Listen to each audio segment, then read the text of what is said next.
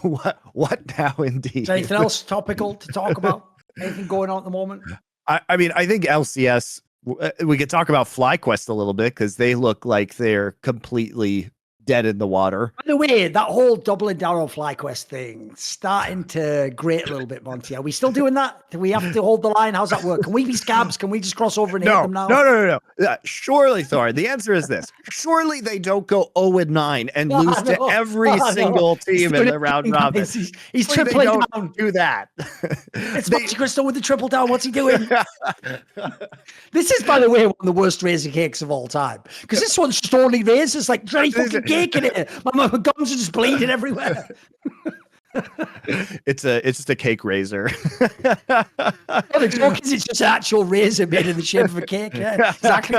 There's just one cherry on top. Because the maddest thing about this one, remember, was last year's lineup looked pretty good anyway. Then it's like you get one of the only on paper bona fide upgrades you can get at support position. You get him in there. You obviously have like all these other players. Like everything about this looked tasty as fuck. Even after week one, the Scrimbucks too.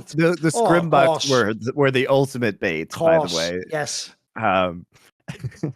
I've seen comments and people are like, "Oh, Monte, you know, I've heard that they weren't doing so well in scrims." These are social media comments. I'm like, guys, I know how they're doing in scrims. I know people, right? They're telling me. That take is so whack because how they phrase it. They go, I've heard, who the fuck are you and what connections do you have? Guess what? There's an old tramp who heard something in a fucking drain pipe. But you go ask him what he thinks. Like, you don't have my connections, you dumb fuck. It's like when people tell me, that's not what Reckless is like, bro. You'll never know what he's like. I at least have a chance. Like, you know what I mean? Give me a break. Right. I think probably, you know, the Scrimbuck situation has changed now, but I'm talking about what was happening pre-week one when they were coming into the LCS. But to the point, surely they can't lose to every single other team in the LCS. That would be one of the most complete failures in terms of hype versus reality of a League of Legends roster that we've ever seen. Like, that's up there with like the Misfits collapse in Europe of, you know, trying to create a super team there. But going from, being a contender and then upgrading their support with the best North American support player, which was their main flaw, and then going 0-6 is absolutely unreal. And to be fair, though, thematically, if you think about it, since they are a company that isn't about, winning, having great players, excellence at esports, they're actually an esports company about checks notes, some weird environmental flex. Okay, go with that. So what you need to do if you wanted to grow future really good rosters is like a forest ecosystem, Monty. You can't just have a load of like trash and plastic and fucking metal that's going to be all like unsightly and fucking up the environment. What you need to do is you need what currently is there, the livestock that's currently there, to gradually decay, turn into actual shit from which you will be able to birth the next generation. So in many ways, they're just responsibly closing down this FlyQuest lineup. Next year's could be a banger after the bog that's going to be fucking letting off its foul stench here. I have an interesting question for you. If they go 0-9, do you? It's the fact that's actually on the table now. I can't handle it. If they lose to every team in the LCS in the first round robin, yeah, do you just destroy this roster immediately? Like, I don't know what their contracts say, but do you literally just fire all of your players and run an academy roster for the rest of the year? You could save 6 months of money by doing that potentially. The problem is, I almost certainly wouldn't fire Prince anyway. I would probably gamble I can keep him and build around him next year. So maybe Impact, I'm not sure. The problem with the Impact one, by the way, that's one we never bring up. The problem with the Impact topic is this.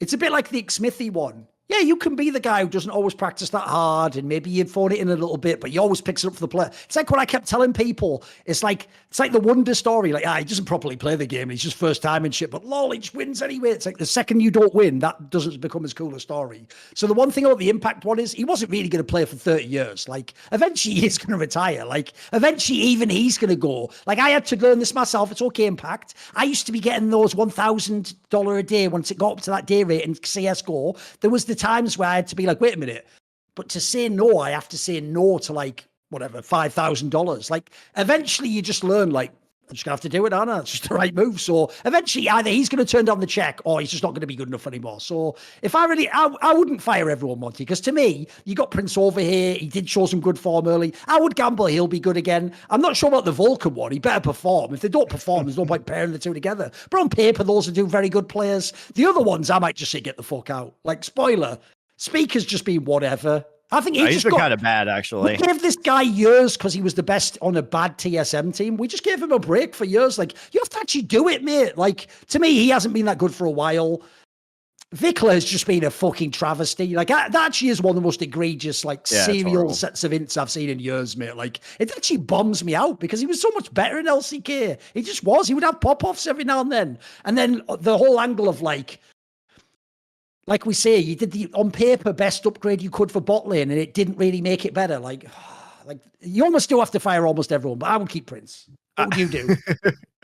Well, I mean, it depends on how Prince is working with Vulcan, right? Like, do you give more time for that? Because, like, frankly, I mean, what was so disappointing was that they got clapped by Double Lift in the first game of the season, just like getting destroyed in the laning phase. So, I mean, I'm looking at that and I'm like, what the hell is going on here? Like, this is not acceptable. I think what I do is something crazy. Like, I think you Cloud9 this roster, and if they continue to lose and like you don't have any kind of hopes of getting to Worlds like feasibly, I think you leave Vulcan in the starting lineup, and then you replace the other 4 players with your challenger roster. Because the thing about the challenger roster is they have Winsome, and Winsome's a known quantity, but you might as well give all the rest of these players at least a shot, move everyone else into the challenger system, or get rid of them, right? I think you get rid of Vikla and just get a new challenger mid laner if you can, and save on some cost, because there's no point to continuing spending money if this is going to be the performance, because it's been absolutely miserable. And they keep finding new ways to lose. It seems like nothing can go right for them. They're trying different compositions. They lose with those compositions. And the biggest issue is it looks like they've lost so much now that now no one is willing to pull the trigger. No one is willing to call the shot, because no one wants to be the voice that causes them to lose now. If you take a look at that game that they played last week against EG, they were just allowing objectives to go for free, even though they had compositions that could like muscle in on the Baron. You know, they could take control of the map with the front line of like Maokai and Malphite and like try and make a play, but they just refuse to make a play. And they're like scared that they're going to lose. So then of course they just lose because they do nothing. So if nobody's going to be the shot caller and say, this is what we're going to do, we're going to go in, we need to fight. If they're too scared to do that now, then it's over. Like, the whole thing is fucking over. I'll give you 2 other angles as well. One, the fact that Vikla's an import, you're gone tomorrow, mate. Like, that's over. I'm getting a better import no matter what happens. And then the other one is, look, I get that it's a dreaded thing to say because we already did this once. I'm just firing Song again. It just, LCS ain't for you, mate. I'm sorry. Back to Korea you go.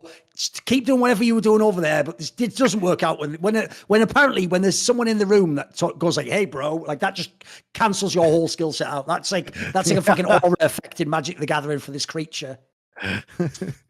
I just don't understand how Song can go from the great coaching that he must have done in order to get a world championship with that fucking DRX roster into apparently the players just don't listen to him, and we're just subjected to these games from FlyQuest that I would think these would be fixable problems for him, because his core, Song's core ability is being able to look at players and get the most out of their strengths, right? Isn't that what he does? Isn't that what he just did for DRX?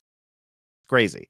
Absolute insanity that this could be happening. See more cool, funny, interesting clips based on topics from my content? Well, subscribe to this channel then, or, be a pleb and don't.